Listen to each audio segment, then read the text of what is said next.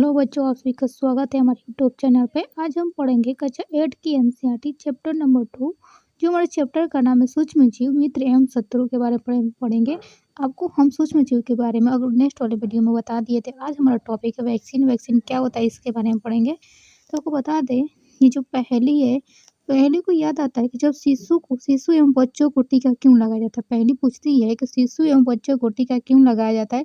आइए उसके बारे में जानते हैं। जब आपको बता दें कि जब रोग कारक सूक्ष्म जीव हमारे शरीर में प्रवेश करते हैं तो उनसे लड़ने के लिए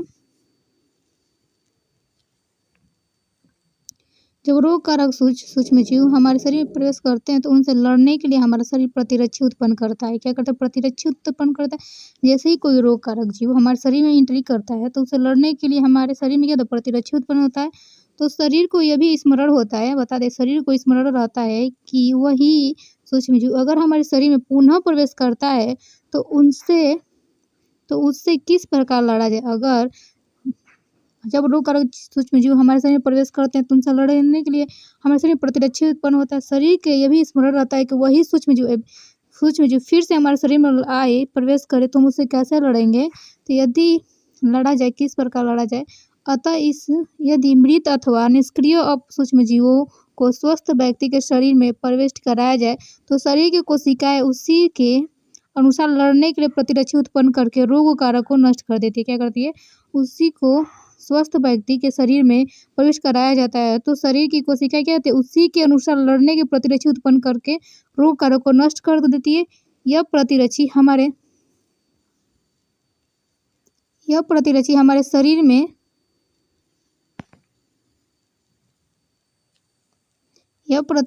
शरीर में सदा के लिए बनी रहती है। बताए, जैसे जैसे वो रोग आएंगे हमारे शरीर में एंट्री करेंगे तो वैसे हमारे शरीर क्या करती है? इम्यून सिस्टम उसके अगेंस्ट क्या है? काम करने लगती है, जैसे प्रतिरक्षी उत्पन्न करती है और वो हमारे शरीर को क्या प्रोटेक्ट करते हैं।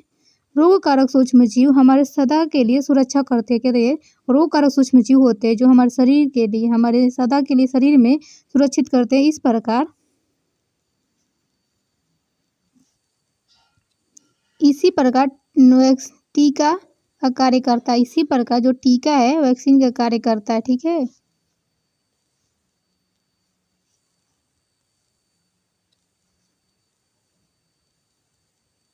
जैसे हैजा, क्षय, चेचक, हेपेटाइटिस जैसी अनेक बीमारियों को वैक्सीन के द्वारा रोका जा सकता है। आपको पता है, जैसे हैजा है, क्षय है, चेचक है, हेपेटाइटिस जैसे अनेक बीमारियों को वैक्सीन के द्वारा रोका जा। जैसे आपको पता है कि जो कोरोना आया था, कोरोना का वैक्सीन लगा था तभी तो हम उस बीमारी से बच पाया था। इसीलिए कोरोना का वैक्सीन लगाने से हम बीमारी से बच पाए। इसी प्रकार जैसे हैजा, चेचक, क्षय, हेपेटाइटिस जैसे अनेक बीमारियों को वैक्सीन लगाया जाता है। आपको बता दें वैक्सीन की खोज किसने की थी।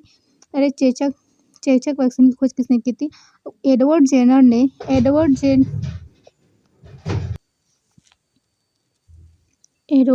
ने चेचक के लिए 1798 चेचक के टीके की खोज की थी। क्या की थी? एडवर्ड जेनर ने। आपको बता दें एडवर्ड जेनर ने चेचक के लिए 1798 में चेचक के टीके की खोज की थी। आपके बचपन में बच्चों आपको ये भी अनेक रोगों से रक्षा करने के लिए टीके दिए गए होंगे। आप देखते होंगे छोटे बच्चे होते हैं तो उनको अनेक से टीके की इंजेक्शन लगाई जाती है। ठीक है, इंजेक्शन लगे। क्या आप इन रोगों की सूची तैयार कर सकते हैं किन किन रोगों के लिए वैक्सीन लगाया जाता है?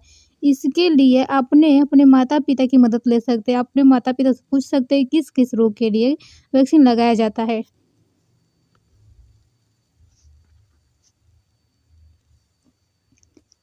सभी बच्चों को इन रोगों से सुरक्षा की आवश्यकता होती है। आवश्यक टीके निकट के अस्पताल में उपलब्ध होते हैं। आपको बता दें जो वैक्सीन लगाया जाता है वो क्या हमारे आसपास के अस्पताल में क्या उपलब्ध होते हैं।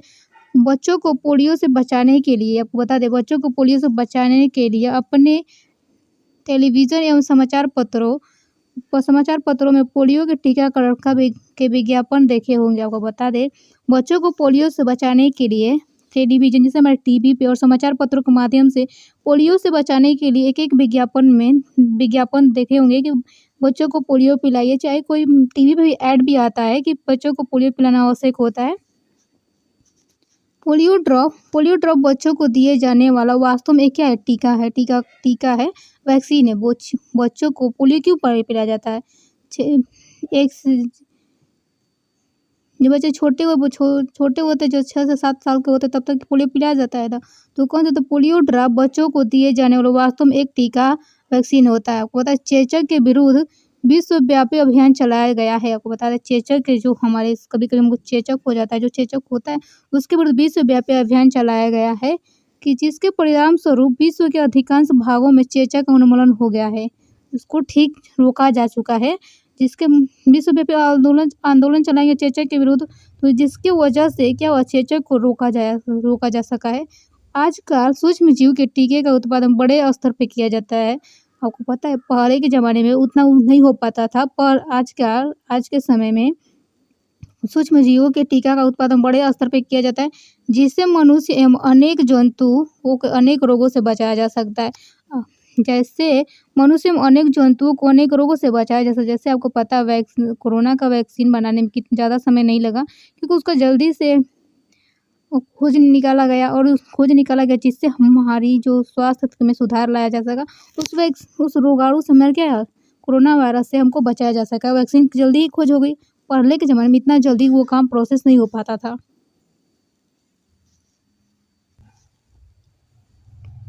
मिट्टी की उर्वरता वृद्धि देखेंगे। मिट्टी में उर्वरता वृद्धि कैसे, जो सूक्ष्म जीव उनकी उर्वरता वृद्धि कैसे करते हैं? कुछ जीवाणु एवं नीले हरे शैवाल वायुमंडलीय नाइट्रोजन का स्थिरीकरण कर सकते हैं। आपको बता देगा कुछ जीवाणु एवं नीले हरे शैवाल वायुमंडलीय नाइट्रोजन का स्थिरीकरण कर सकते। आपको पता है कि हमारे वायुमंडल में सबसे ज़्यादा नाइट्रोजन होती है, जिसकी मात्रा 78% होती है। कितनी होती है? 78% होती है। आपको पता है कि इसी प्रकार मृदा में नाइट्रोजन का संवर्धन होता है। मृदा में पौधे डायरेक्ट नाइट्रोजन को एब्जॉर्ब तो करते नहीं है, तो उसी के स्थिरीकरण करते हैं। नाइट्रोजन का संवर्धन होता है तथा उसकी उर्वरता में वृद्धि होती है। संवर्धन होता है तो उसकी उर्वरता में क्या वृद्धि? इन्हें सामान्य जैविक नाइट्रोजन स्थिरीकरण कहते हैं। क्या कहते हैं? इन्हें सामान्य नाइट्रोजन स्थिरीकरण कहते हैं। जैसे कुछ जीवाणु एवं नीले हरे शैवाल वायुमंडलीय नाइट्रोजन का स्थिरीकरण कर सकते हैं। जैसे आपको पता होगा जितने भी दालें वाली फसलें होती हैं उनमें उनके जड़ों में नाइट्रोजन का स्थिरीकरण होता है। ठीक है, तो इसी प्रकार मृदा में नाइट्रोजन का संवर्धन होता है तथा उसकी उर्वरता में वृद्धि होती है। इन्हें सामान्य जैविक नाइट्रोजन स्थिरीकरण कहते हैं। देखिए फिगर में दिखाया गया नाइट्रोजन स्थिरीकरण साइनोबैक्टीरिया एवं नीले हरे शैवाल के द्वारा दिखाया गया। देखिए ये बैक्टीरिया है। अब हमारा अगला टॉपिक पर्यावरण एवं शुद्धिकरण का, कैसे पर्यावरण को कैसे शुद्ध किया जा सकता है उसके बारे में पढ़ेंगे। आपको बता दें अपने विद्यालय के माली को देखने के पश्चात पहली और बूझो और दूसरे विद्यार्थी ने घरों और बागीचे के पत्तियां जो इकट्ठा एवं फल सब्जियों का कचरा एकत्र करके उसके निपटान के लिए बनाए गए गड्ढे में डाला। आपको पता है जो माली होते हैं माली का काम क्या होता है? पौधों को सींचना और उसकी जो खराब पत्तियां होती हैं उसको निकाल कर दूसरी जगह रखना, क्या उसका खाद बनाया जा सके। जैसे बूझो और पहली ने भी देखा कि जो माली है वो पत्तों को इकट्ठा कर रहा है, गड्ढे में ले जाकर डाल रहा है। उसी पर पहली और बूझो और उसके दूसरे विद्यार्थी स्टूडेंट थे, उसके मित्र थे पहली और बूझो के, वो घरों और बगीचों के पत्तियों को इकट्ठा किए, फल और सब्जी का जो कचरा एकत्र करके उसको एक निपटान के लिए बनाए गए गड्ढे में डाल दिया। कुछ समय बाद उसका विघटन होने से खाद में परिवर्तित हो गया। आपको बता दें कुछ समय बाद उसका विघटन हुआ, उस पत्तियों का वो खाद में परिवर्तित हो गए। तो पहली और बूझो जानना चाहते कि किस प्रकार हुआ, और खाद में वो परिवर्तित हो गए पर किस प्रकार, इसके बारे में वो जानना चाहते थे पहली और बूझो उसके जो स्टूडेंट थे। तो चलिए पहले हम एक क्रियाकलाप करते हैं, ठीक है, उसके बाद आगे देखते हैं।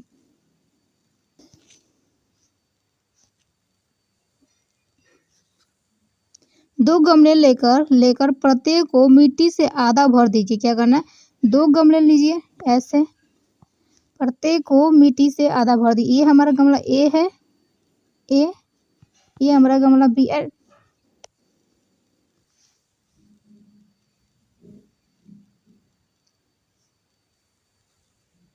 दो गमले लेंगे, एक गमला ये हमारा ए है, ये गमला बी। इसको हम इंडिकेट करते हैं ए से, इसको इंडिकेट करते हैं बी से। जिसमें देखना है क्या करना है, पहले 2 गमले लेते हैं, ले लिए भाई। प्रत्येक गमले में आधा मिट्टी भर दीजिए। ये हमारा मिट्टी भर दी है, इसमें हम लोग क्या किया मिट्टी भर दी है, ठीक है। अब गमला लिए, इन्हें ए से चिन्हित ए से हम चिन्हित कर दिए, बी से भी चिन्हित कर दिए। गमले ए में पौधे का कचरा डालना है, क्या डालना है, पौधे का कचरा, ये हमारा प्लांट कचरा हम डाल दिए हैं, ठीक है। और बी में पॉलीथीन, थैली और कांच के बोतलों या प्लास्टिक के टुकड़े, टूटे खिलौने इत्यादि भर दीजिए। उन्हें एक ओर रख दीजिए और 3 से 4 सप्ताह बाद उनका परीक्षण जाकर देखिए कि उसमें क्या परिवर्तन हुआ है। चलिए भाई देखते हैं।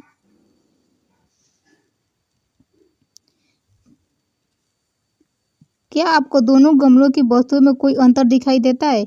यदि हाँ, तो क्या अंतर परिलक्षित देख सकते हैं? आप देखेंगे कि गमला ए के जो पादप थे, हम गमला ए में पौधे का कचरा लिए थे। अब पादप का अवशिष्ट को अपघटन हो गया है। वह कैसे हुआ? सूक्ष्म जीव थे, सूक्ष्म जीव द्वारा पादप अपशिष्ट का अपघटन करके उसे खाद में बदल दिया गया। जो उसमें छोटे-छोटे जो सूक्ष्म जीव थे, वो क्या किए, पौधों को पादप अपशिष्ट का जो खराब पदार्थ था पौधे का, उनको अपघटन करके खाद में बदल दे। इस प्रक्रिया में बने पोषक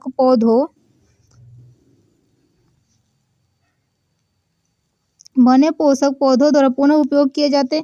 क्या आपने ध्यान दिया है कि गमला बी के, अब हम ए में तो देखें जो पौधे था, हमको जिस पौधे में गमला ए में पौधे का कचरा लिया तो वो पौधे सूक्ष्म जीव अपघटित कर उसे खाद्य के रूप में चेंज कर दिए। अब हमारा गमला बी जो लिए उसमें देखिए क्या होता है, पॉलीथीन की थैली, कांच, खाली बोतलें एवं खिलौने के टुकड़े टूटे हुए टुकड़ों में इस प्रकार परिवर्तित नहीं हुआ है। बता दें कि इस प्रकार परिवर्तित नहीं हुआ कि सूक्ष्म जीव उन पर क्रिया करके खाद में परिवर्तित नहीं कर सकते हैं। आप अक्सर बड़ी मात्रा में मृत जीवों को सड़ते हुए पादप, कभी-कभी सड़ते हुए जंतुओं के रूप में देखते हैं। आप देखते हैं कि कुछ समय बाद वह विलुप्त हो जाता है। इसका मुख्य कारण यह है कि सूक्ष्म जीव मृत जैविक अपशिष्ट का अपघटन करके उन्हें सरल पदार्थ में परिवर्तित कर देते हैं। यह पदार्थ अन्य पौधों एवं जंतुओं द्वारा पुनः उपयोग कर लिए जाते हैं। क्या करते हैं? पुनः उपयोग कर लिए जाते हैं। अक्सर आपने देखा होगा कि अक्सर बड़ी मात्रा में जीवों को सड़ते हुए पादप और कभी-कभी सड़ते हुए जंतुओं के ऊपर देखते हैं। जैसे ही कोई मृत जीव है, मर गया है, कोई जानवर मर गया, उसके ऊपर सूक्ष्म जीव देखे होंगे तो क्या करते हैं कि कभी-कभी सड़ते हुए देखा जंतुओं के रूप में देखते हैं। कुछ आपको पता है, आप देखते हैं कि कुछ समय बाद वो विलुप्त हो जाते हैं। अब कोई मरा हुआ जीव है, उस पर सड़ते उस पे जो सूक्ष्म जीव होते हैं उनको खा पी कर क्या करते हैं, खत्म कर देते हैं। इसका मुख्य कारण यह है कि सूक्ष्म जीव मृत जैविक अपशिष्ट का अपघटन करके उन्हें सरल पदार्थ में परिवर्तित कर देते हैं। जैविक अपशिष्ट का अपघटन करके सरल पदार्थ में क्या परिवर्तित करते। यह पदार्थ अन्य पौधों एवं जंतुओं द्वारा पुनः उपयोग कर लिए जाते हैं। वो सड़ गल जाते हैं उस मिट्टी पर अनेक से पौधे फूल लग जाते हैं, उग जाते हैं, जिससे हम कोई जंतु खा लेता है, कोई जंतु खा लेते हैं, इनका उपयोग कर लिए जाते हैं।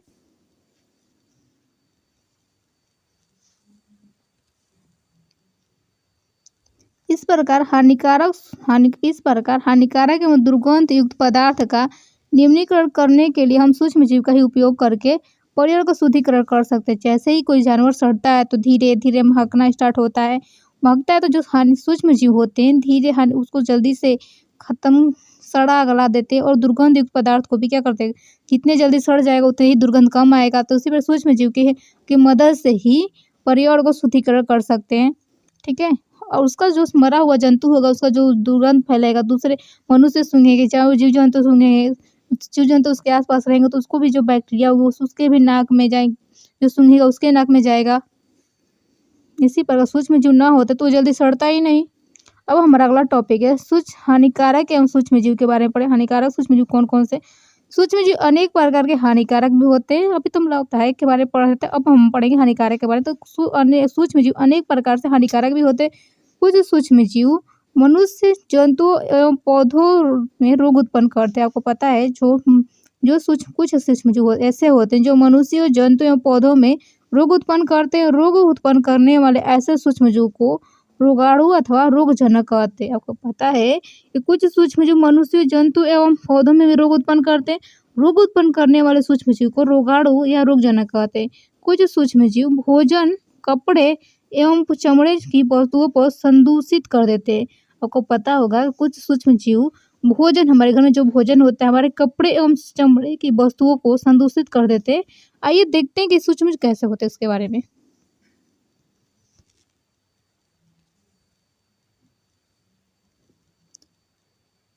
उनकी हानिकारक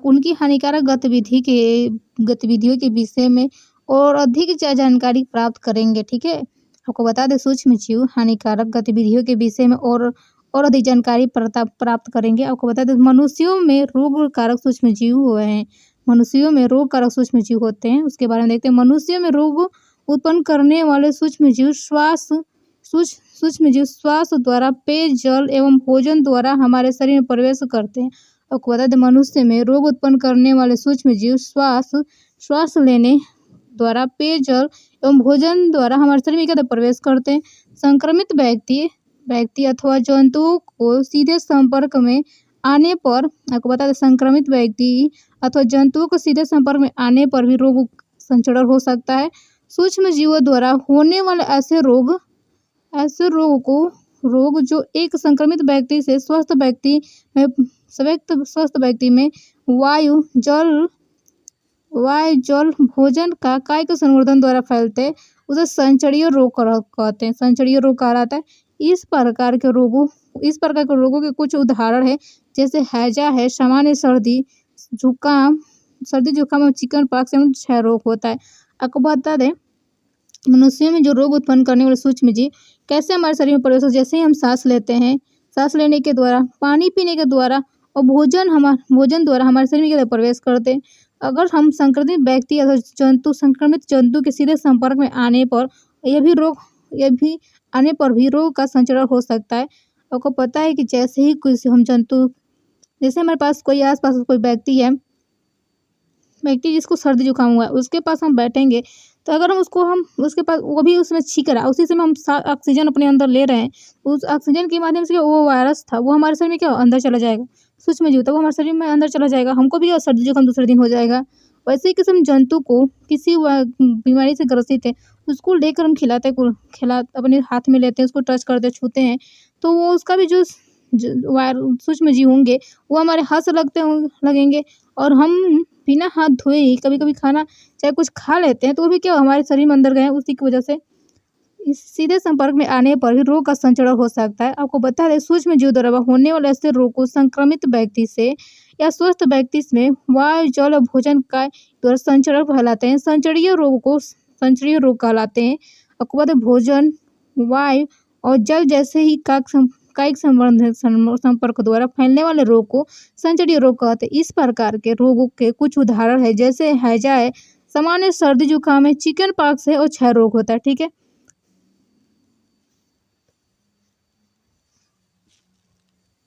आपको बता दें जब जुकाम से पीड़ित कोई व्यक्ति छींकता है, आपको बता दें जब कोई जुकाम से पीड़ित व्यक्ति छींकता है तो सूक्ष्म बूंदों के साथ हजारों रोगकारक वायरस भी वायु में आ जाता है। आपको बता दें तो सूक्ष्म बूंदों के साथ हजारों रोगकारक वायरस भी वायु में आ जाते हैं। यह वायरस श्वास के साथ ली जाने वाली वायु के साथ शरीर में प्रवेश कर जाता है। आपको बता दें यह वायरस हम श्वास के साथ ली जाने वाली वायु के साथ शरीर में प्रवेश कर जाते हैं। आपको बताते हैं कि तब आप संचरणीय रोग को फैलने से किस प्रकार रोक सकते हैं। आपको पता है कि हम जुकाम से पीड़ित कोई व्यक्ति के सूक्ष्म बूंदों के साथ हजारों रोगकारक वायरस हवा में आ जाते तो यह वायरस श्वास के साथ ली जाने वाली वायु के साथ शरीर में प्रवेश कर जाते हैं। तब बुझो सोचता है कि तब आप उस संचरणीय रोगों को फैलने से किस प्रकार रोक सकते हैं, कैसे रोक सकते हैं संचरणीय रोग को। तो पहली उत्तर देती है कि हम छींकते समय अपने मुंह एवं नाक पर एक रुमाल रखना चाहिए। आपको बता दें बुझो पूछता है कि तब आप संचरणीय रोगों को फैलने से कैसे रोक सकते हैं। तो पहली कहती है कि हमें छींकते समय अपने मुंह एवं नाक पर एक रुमाल रखना चाहिए। तो यही है कि संक्रमित व्यक्ति से पर्याप्त दूरी बनाए रखें। या तो अपने सीखते समय मुँह या नाक पर एक रुमाल रखिए, नहीं तो किसी संक्रमित व्यक्ति से पर्याप्त दूरी बनाकर रखिए। जिससे क्या होगा, आप संसदीय रोगों से अपने आप को प्रोटेक्ट कर सकते हैं।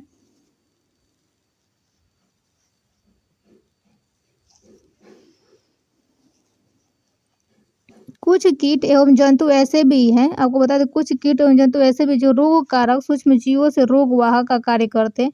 कुछ कीट एवं जंतु ऐसे भी हैं जो रोग कारक सूक्ष्म जीवों के रोग वाहक का कार्य करते हैं। जैसे आपको बता दें, घरेलू मक्खी इसका एक उदाहरण है। क्या है? घरेलू मक्खी इसका एक उदाहरण है। घरेलू मक्खी, आपको पता है मक्खी कूड़े बच्चों आपको पता है बच्चों कि मक्खी कूड़े एवं जंतु अपशिष्ट पर बैठती है।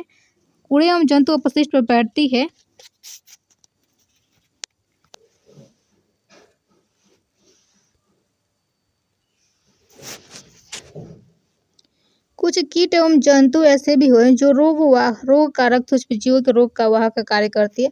जैसे आपको बता दें कि घरेलू मक्खी इसका एक उदाहरण है। आपको पता है कि मक्खी कूड़े एवं जंतु के अपशिष्ट पर बैठती हैं। आपको पता है कि बच्चों देखते होंगे कि मक्खी जो होती है हमारे घर के आसपास में कचरा वहाँ पर भी बैठती है। कोई मलमूत्र उस पर भी बैठती है, तो मलमूत्र वहाँ पर भी बैठती है। मक्खी उड़कर हमारे घर में आती है, हमारे भोजन पर भी बैठ सकती है, चाहे हमारे खाने पीने की चीज़ों पर बैठ सकती है। तो रोगाणु उसके शरीर से चिपक जाते। जैसे वो किसी मलमूत्र या अपशिष्ट जंतु के अपशिष्ट पर बैठती है तो रोगाणु उसके शरीर पर चिपक जाते हैं। जब मक्खी बिना ढके, आपको पता है कि जब मक्खी बिना ढके भोजन पर बैठती है तो रोगाणु का क्या होगा, स्थानांतरण होता है उसके शरीर से हमारे भोजन पे आ जाते हैं। और जो भी व्यक्ति इस संदूषित भोजन के करेगा उसके बीमार पड़ने की संभावना अधिक होती है। अतः यह सलाह दी जाती है कि भोजन को सदा ही ढक कर रखा जाए। सदा ही ढक कर रखा जाए। बिना ढके भोजन को खाने से बचना चाहिए। आपको बता दें कि मादा एनाफ्लीज मच्छर इसका एक अन्य उदाहरण है। मादा एनाफ्लीज जो मच्छर होती है इसका अन्य उदाहरण है। जैसे आपको बता दें, मच्छर प्लाज्मोडियम मलेरिया का वाहक होता है। जो मच्छर प्लाज्मोडियम होता है क्या होता है, मलेरिया रोग फैलाता है। और मादा एडिज मच्छर डेंगू का कारक होती है।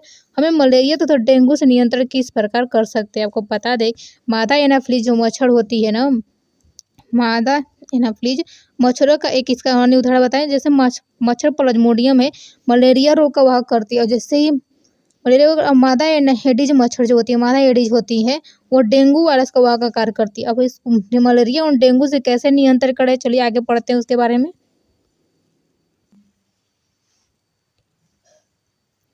जैसे पहली बताती है कि अध्यापक हमसे ऐसा क्यों कहते हैं कि अपने आसपास पानी एकत्र न होने दें। पहली कहती है कि हमारे टीचर जी कहते हैं कि आप अपने घर के आसपास पानी को एकत्र न होने दें। आपको बता दें क्यों। मच्छर जल से उत्पन्न होता है। जो हमारे मच्छर होते हैं वो क्या जल से उत्पन्न होते हैं। हमें पानी को कभी भी रुका नहीं रहने देना चाहिए। जैसे आपके घर के आसपास में कोई नाला हो या चाहे पोखरा हो, चाहे गंदगी, थोड़ा ही पानी इकट्ठा जहाँ हो जाता, गड्ढे में पानी इकट्ठा हो जाता, और कहते हैं कूलर टायरों फूलदानों इत्यादि में कभी भी जल को एकत्र न होने दें। अपने आसपास के स्थानों को स्वच्छ एवं शुष्क रखकर हम मच्छरों को पैदा होने से क्या रोक सकते हैं। ऐसे उपयोगों सूची बनाने का प्रयास कीजिए जिससे अपनाकर मलेरिया को फैलने से रोका जा सकता है।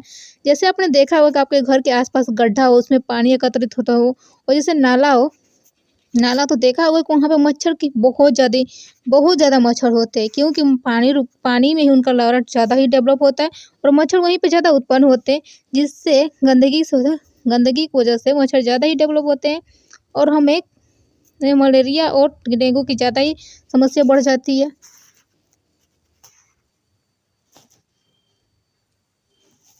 अब हम देखेंगे बच्चों कि कौन सा मानव में रोग उत्पन्न करता है, कौन सा जीवाणु, वायरस, चाहे जो भी हो किसके संचरण के तरीके से उसको बचाव कैसे पकड़ उसके बारे में देखेंगे।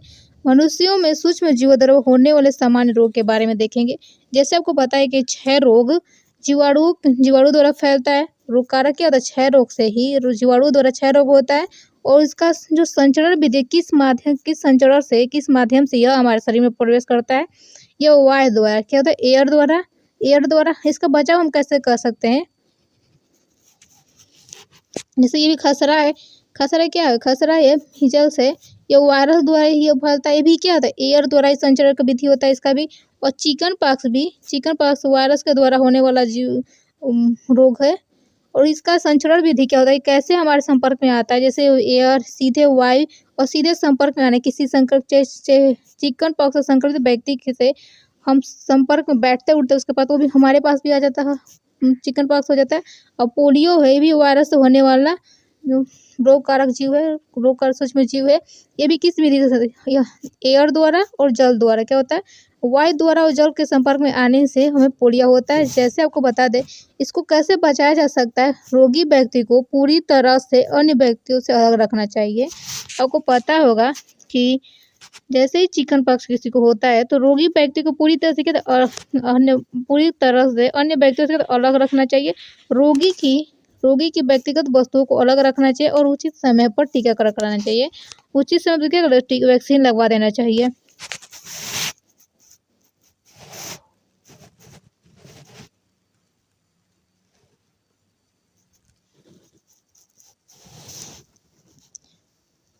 जैसे हैजा क्या है?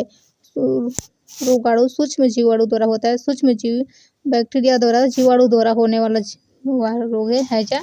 अब इसका जो संचरण विधि होता है कैसे हमारे शरीर में पहुंचता है? यह हो पाता है जल और भोजन के माध्यम से। हम दूषित भोजन या दूषित जल पी लेने की वजह से क्या होता है? हैजा रोग होता है। और वो कहते हैं जो टाइफाइड भी होता है, टाइफाइड भी क्या जीवाणु द्वारा होने वाला रोग है।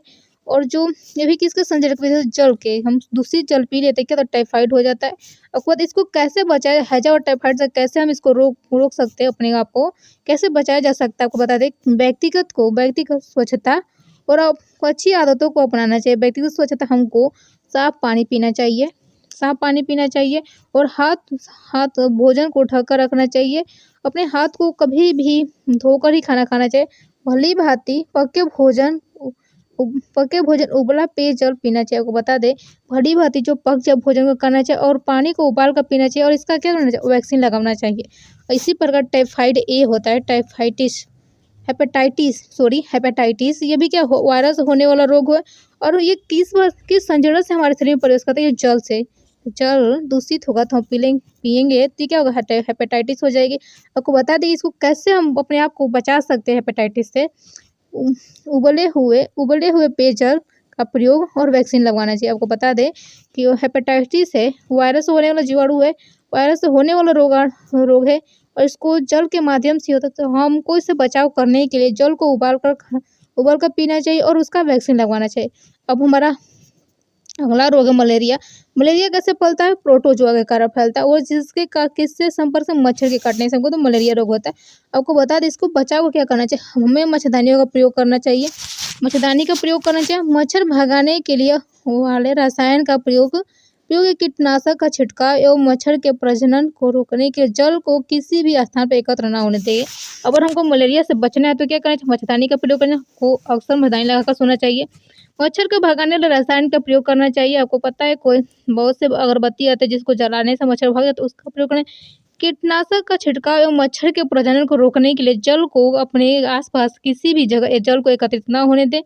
न होने से जल एकत्रित नहीं रहेगा तो वहाँ पर जगह सूखा रहेगा तो मच्छर का डेवलपमेंट नहीं होगा। अगर मच्छर का डेवलप नहीं होगा तो उसका प्रजनन भी नहीं होगा और प्रजनन नहीं होगा तो मच्छर पाएंगे नहीं। प्लीज़ वीडियो कैसे लगी? वीडियो अच्छी तो वीडियो को लाइक और शेयर और सब्सक्राइब करना ना भूलें।